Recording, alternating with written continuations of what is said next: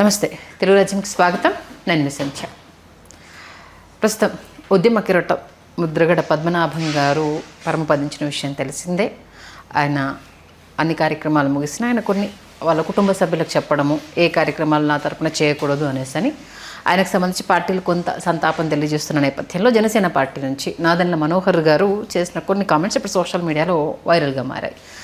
ఆయనను అంటే కూటమి అధికారంలోకి వచ్చాక గవర్నర్ పదవి ఇస్తాము అనేసి చెప్పిన ఆయన పద్మనాభరెడ్డిగానే ఉంటాము అనేసి ఇష్టపడ్డారు అనేసి ఆయన చేసిన కామెంట్స్ ఇప్పుడు సోషల్ మీడియాలో కొంత చర్చకు దారితీస్తున్నాయి. నిజంగానే వీళ్ళు వెళ్ళి కలిసినా ఆయన ఎందుకంటే ఇప్పుడు నిజమని చెప్పడానికి ఆయన మన మధ్య లేరు కాబట్టి ఏం జరుగుతుందో తెలుసుకునే ప్రయత్నం చేద్దాం. సామాజిక ఉద్యమకారులు చలసాని శ్రీనివాస్ గారు మనతో ఉన్నారు. ఆయన మాటల్లో శ్రీనివాస్ గారు నమస్తే అండి. అందరూ నమస్కారం. ఈ నాదెండ్ల మనోహర్ గారు చేసిన కామెంట్స్ ఇప్పుడు వైరల్ అవుతున్నాయి.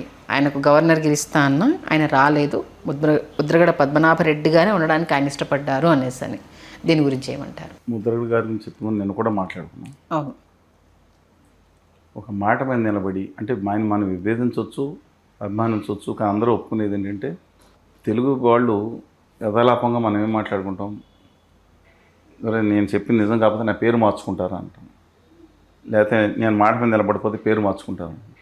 వాళ్ళు మార్చుకున్న సంఘటన 13 కోట్ల మందిలో అఫీషియల్గా కూడా అది వేరే కులం పేరు స్ఫురించేలా పెట్టుకున్న సంఘటన చరిత్రలో ఎక్కడ జరగలేదు, జరిగింది ఈయన దగ్గరే.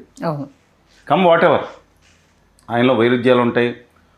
ఒక పార్టీకి అనుకూలంగా పనిచేసినప్పుడు ఉద్యమం ఎక్కువ, ఆరోపణలు 190 ఉండొచ్చు. నిజాయితీ పరుడు కాదని ఒక్కరిని చెప్పమనండి. ఏదో చెప్తున్నారు, ఏది రైస్ మిల్స్లో కరెంటు ఏదో ఇష్యూ వచ్చిందని. వేరే ఇన్సిడెంట్లో వాళ్ళకి ఆడుకున్న వివాదం, అది విద్యుత్ శాఖ, అది డిఫరెంట్ ఇష్యూ. ఇవాళ ఆయన ఏమన్నా చిన్న దీంట్లో వచ్చాడు ఆయన. వాళ్ళ నాన్నగారు 1962లో గట్టి ఉద్యమాలు, ఒక పోరాటాలు, ఇది పార్టీలు గతం ఉన్నప్పుడు ఇండిపెండెంట్గా నెగ్గిన దమ్మున్నాడు. రెండోసారి కూడా ఇండిపెండెంట్గా, 2 సార్లు ఇండిపెండెంట్గా నెగ్గాడు. జనతా పార్టీలో నెగ్గాడు. వెంకయ్యనాయుడు గారు బీజేపీకి వెళ్ళిపోయారు. జయపాల్ రెడ్డి గారు అప్పుడు కూడా నెగ్గిన మనిషి. పట్టుమని మొత్తం 60 మందిలో జంపింగ్ చేయాలని లేకపోతే ఈయన, జయపాల్ రెడ్డి గారు, వడ్డే స్వప్నేశ్వరరావు గారు లాంటి వాళ్ళు 4-5 మిగిలారు ఆ పార్టీలో. తెలుగుదేశం పెట్టేంతవరకు నిబద్ధతకి మనిషిగా ఉండే మనిషి. వైరుధ్యాలు దట్ డిఫరెంట్ ఇష్యూ.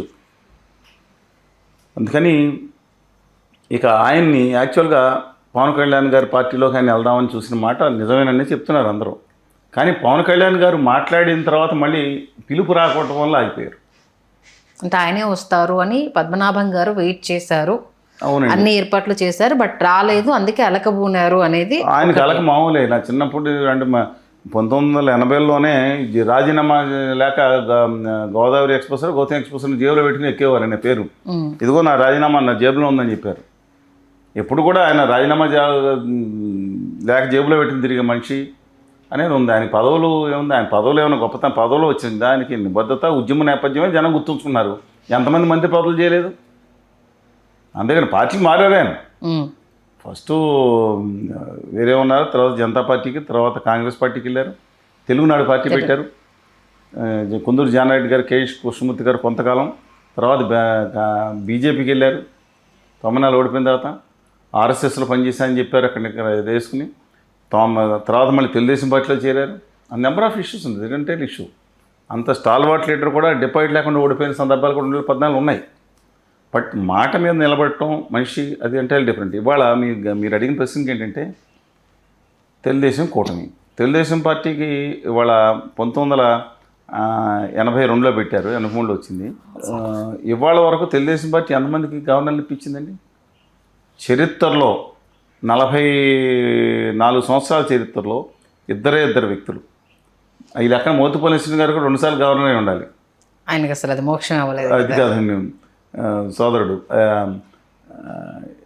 ఎవరు బి సత్యనారాయణ రెడ్డి గారికి మొట్టమొదటి గవర్నర్ ఇచ్చారు. తర్వాత ఉత్తరప్రదేశ్ కూడా ఆయన మార్చారు. ఫస్ట్ చేసిన తర్వాత రెండో గవర్నర్ పోస్ట్ వచ్చింది అశోక్ గజపతిరాజు గారికి. ఇవాళ మరి ఆయన చెప్తే నాదెండ్ల మనోహర్ గారు అనుకుని ఉండొచ్చు, మనం చెప్తే మనం నమ్మటానికి క్యాబేజీ పూలు ఇవ్వండి, ఇస్తాను 50 మందికి ఇద్దామని అనుకోండొచ్చు. అంత ఈజీగా ఇస్తారా? ఆయన ఇప్పుడు ఇచ్చేది ఎవరు ఇవ్వాలి? బీజేపీ ప్రభుత్వం ఇవ్వాలి. ఆయనలో స్థిరత్వం లేకపోయి ఉండొచ్చు. వీళ్ళు చెప్తే ఇస్తారండి. చనిపోయిన తర్వాత అవతరాన్ని మాట్లాడతాను లేరు కాబట్టి మనం ఎలా మాట్లాడవచ్చు. నేను తప్పట్ల అభిప్రాయం అయితే ఉండొచ్చు. ఎందుకంటే కళ్యాణ్ గారు సరే ఒక అభ్యుదయవాదిగా ఉండాలని కోరుకున్నాం, ఉత్తరాది సనాతన మనువాదిగా మారిపోయారు అనేది ఒక ఆరోపణ. అవును. కానీ ఆయన కుమార్తె గారిని పిలిచి సభలో పిలిచినప్పుడు ఇప్పుడు రాజకీయాలు చేయొచ్చని ఆయన మనస్తాపం చెంది ఉండొచ్చు, రాజకీయాలుగా చూడాలి. అవును. వాళ్ళ కుమార్తె గారిని తీసుకొచ్చినప్పుడు మీ నాన్నగారి నుంచి వేరు చేయడానికి కాదని ఒక గొప్ప మాట మాట్లాడారు కళ్యాణ్ గారు స్టేజ్ పైన. వాస్తవం. మనం విధానాలను విమర్శిద్దాం. కాడిపడేశారు, హోదా విభజన హామీలో ఢిల్లీ దగ్గర మారిపోయారు, జీ హుకుం అనేది డిఫరెంట్ ఇష్యూ. కొన్నిట్లో మాత్రం నేను స్పష్టంగానే చెప్పారు, you should appreciate that word అండి. సరే, రెండోది ఏంటంటే వారిని అలౌ చేయకపోవడం కూడా తప్పు. అంటే వాళ్ళ జనసేన పార్టీ ముద్రగడ గారు వల్ల తన వర్గం ఈ పార్టీ నుంచి దూరం అవుతుందనే భావంతో మాట్లాడి ఉంటారనిపించింది. ముందలే మాట్లాడవచ్చు కదా, అది ఆయన ఉండగానే మాట్లాడవచ్చు కదా. చనిపోయిన తర్వాత పరంపతి మార్చుంటే రాజకీయం కోసం. ఓకే. వాళ్ళ అమ్మాయి గారు కూడా వెళ్ళనివ్వకపోవటం తప్పండి. అంటే తండ్రి ఆయన మాట్లాడారు, ఏమండి మాట్లాడారు, నా చూడటానికి వెళ్ళేదన్నారు. తల్లి కూడా వద్దన్నారు కదా సార్. ఆవిడ అక్కడ సార్ లేని మనిషి గురించి పక్కన పెడితే అక్కడ ఉన్న తల్లి కూడా అసలు నువ్వు చూడడానికి రావద్దు, అవసరం లేదు అనేసి మనం మానవీయ దృక్పథంతో సరే వచ్చారు, చూసి వెళ్ళిపోనివ్వాల్సింది. చూసి ఇప్పుడు ఆవిడ కూడా అడౌట్ చేయకుండా ఏం గట్టిగా చూసేసి అలౌ చేస్తాను. ఆవిడ కూర్చుంటే ఒక గంట అక్కడ సౌండ్ చేయకుండా కూర్చున్నా అనుకోండి, ఎవరు వద్దంటారు? పంపించేవాళ్ళు. అంతవరకు రాజకీయం, మిగతా నాయకులు రావటం, పార్టీలు రావటం మెయిన్, ఇది ఒకటి. రెండోది ఇప్పుడు ఆయనకు ఒకటి, సరే ఆయన లాంఛనాలు వద్దన్నారా? వాళ్ళ అబ్బాయి లేఖ రిలీజ్ చేశారుగా, అంటే వేరే చోట్ల వద్దు, ఇంటి ప్రెమిసెస్లోనే నా సమాధి చేయండి. అవునండి, దీనికి నేను అందే అధికారిక లాంఛనాలు, జాతి పతాకం లేదంటే గన్ను శాల్యూట్ చేస్తారు కదా, దాన్ని పంపించేశారు రాంబాబు గారు చేసి. అనేది ఆయన వద్దనలేదు కదా, ఆయన మళ్ళీ ఒక గౌరవ వందనం అనేది ఒక మంత్రిగా చేశారు, ఒక రాష్ట్ర శాసనసభలో 4 సార్లు ఎమ్మెల్యేగా చేశారు, భారత పార్లమెంట్లో లోక్సభ సభ్యుడిగా చేశారు, నిజాయితీ నిబద్ధతున్న వ్యక్తి. అందువల్ల అది సరికాదేమో నా అభిప్రాయం. నిజంగా ఆయనకుంటే ప్రభుత్వం మీద కోపం తీర్చుకోవడానికి ఇది చేయకూడదు. సరే, వాళ్ళ అమ్మాయి గారి విషయం వాళ్ళ కుటుంబ విషయం, గిరిజ. ఈయన తన పెద్ద కుమారుడు వివాహం అయినప్పుడు కూడా అతను ఆసక్తులని తెలిసిన తర్వాత తనే పిలిచి ఆ అమ్మాయికి ఏదో తర్వాత సినిమాలు వచ్చినాయి, వేరే వివాహం చేసుకోమని చెప్పి దగ్గరుండి వివాహం చేయించిన ఒక గొప్ప మనసు ముద్రగడ గారిది. వాళ్ళు చాలామంది చాలా విధంగా మాట్లాడవచ్చు, బట్ ఇది రాజకీయం అనుకుంటున్నాను నా అభిప్రాయం. అంటే ఎలా అయిపోయిందంటే గెలిచిన తర్వాత సరే ఆయన పెద్ద నువ్వు చిన్న అనేసి ఆయన దగ్గరికి వెళ్ళే ప్రయత్నం చేసావా, కలిసావా? అంటే స్టేజ్ పైన తండ్రి కూతులను కలిపే బాధ్యత నాది, మన పార్టీలు అలా విడదీయవమ్మా, ఈ విభేదాలు కొన్ని రోజులే ఉంటాయని అన్న వ్యక్తి అసలు ఈ 2 ఏళ్లలో ఆయన చేసిన ప్రయత్నం ఏంటి?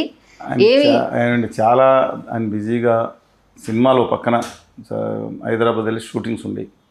ఆఫీసులో కూర్చొని తక్కువ అండి, చెప్తున్నాను. నెల రోజులకు ఒక రోజు కూడా పూర్తిగా కూర్చున్న రోజులు లేవని చెప్పి సెక్రటరీ కావాలని కనుక్కోండి. అపార్ట్ ఫ్రమ్ దట్ కూర్చుని ఎక్కడ కూర్చున్నా మానిటర్ చేయటం ఉండేది ఆయన, మోస్ట్లీ మిగతా ప్రదేశాల్లో ఉన్నా సరే. రాజకీయంగా ఆయన ఏమనుకున్నారో తెలియదు, ఆయన వచ్చి ప్రయత్నం చేయవచ్చు. కానీ పద్మనాభం గారు ఒక అంటే పదవి కోసం గప్పుకుని వెళ్ళిపోయే మనిషి కూడా కాదు. కానీ ఒక మంచి స్టేజ్ మీద మాట్లాడేవాళ్ళు, మంచి మాటనే చెప్పేవాళ్ళు ఉండదు కదా, ఆశిస్తారు లేదు తర్వాత సంగతి. అందుకని డిబేటబుల్ పాయింట్ అండి. బట్ నా ఉద్దేశం ప్రకారం ఎట్టి పరిస్థితికి ఇది షుగర్ కోటింగ్ వేయడం తప్పితే ఆయనకి గవర్నర్ ఇచ్చే ప్రసక్తే లేదని నా అభిప్రాయం. అసలు ఆ డిస్కషనే రాలేదంటారు. ఆ డిస్కషన్ ముందర రాష్ట్ర ప్రభుత్వం ఒప్పుకోవాలి కదా. ఇప్పుడు రాష్ట్ర ప్రభుత్వంలో కేంద్ర ప్రభుత్వం డైరెక్ట్గా ఇచ్చేసాం అంటే అంత మిగతా వాళ్ళని కలుసుకుని చర్చ జరిగిందా? ఈయన సపోర్ట్గా రేపు ఇద్దరు మాట్లాడవచ్చు. అవును, కళ్యాణ్ గారు కూడా మాట్లాడలేదు. అది ఓన్లీ రాజకీయం అనుకుంటున్నాను. ఓకే, ఆయన వెళ్ళిపోయారు. లాస్ట్ మీట్లో ఈయన దూరం అయిపోతాం, ఓట్లు దూరం అయిపోతాను అని. అంటే యాక్చువల్గా చాకచక్యం చాలా మనోహర్ గారి దగ్గర చాలా చాకచక్యం ఉంది.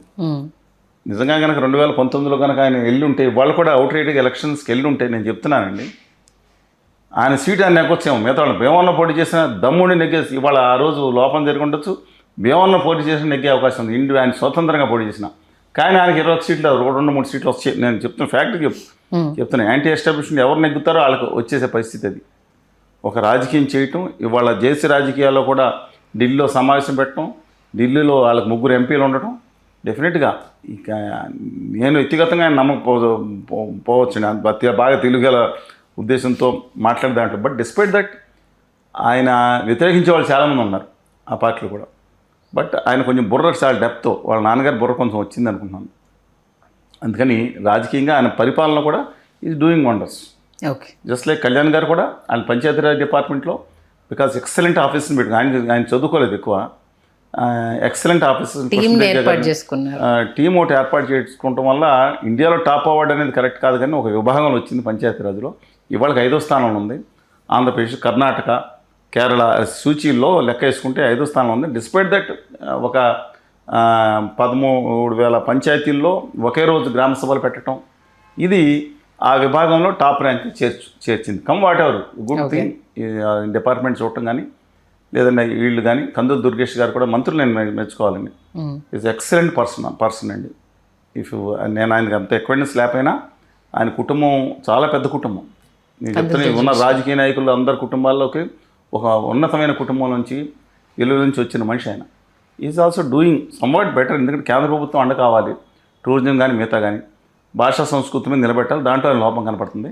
బట్ వాళ్ళు 3 కూడా పార్టీగా చేస్తున్నారు. బట్ వాళ్ళు ఇది రాజకీయం కోసం మాట్లాడుతుంటారని అభిప్రాయం. చనిపోయిన తర్వాత ఎన్ని మాట్లాడినా ఉపయోగం ఉంటుందిలేండి సార్. మంచి విశ్లేషణ ఇచ్చారు. Thank you sir. నమస్కారం.